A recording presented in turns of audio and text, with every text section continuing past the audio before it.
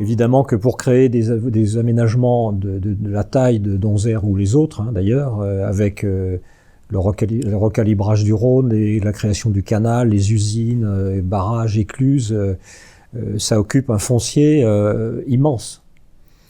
Et donc, la procédure de déclaration d'utilité publique, qui est la procédure juridique en vigueur en France, existait déjà à cette époque-là, avec derrière, j'allais dire, des brigades de gens qui allaient voir les propriétaires pour acheter les terrains de façon à avoir la maîtrise foncière et à pouvoir réaliser les travaux. Et donc, il fallait absolument obtenir ces terrains. Alors, on avait une zone à acheter en priorité.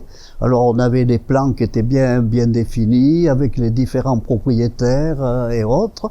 Et donc, on faisait l'inventaire avec le propriétaire. On lui présentait en quelque sorte ce qu'on pouvait lui proposer financièrement. Alors bon, il y avait toujours discussion, parce que quand on va acheter un terrain, c'est toujours un terrain exceptionnel. Comment vous me payez ça? Mais enfin, vous vous rendez compte? C'est toujours une aventure.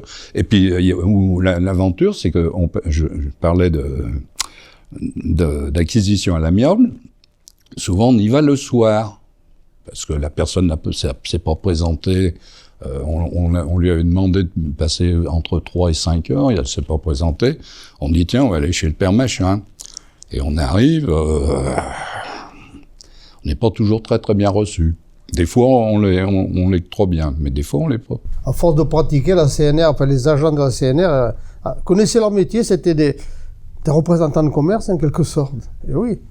Ils savaient parler aux propriétaires et puis, comme dit Pierre, on passait au sujet après, quand on avait bu le petit coup de blanc, machin comme ça, oui.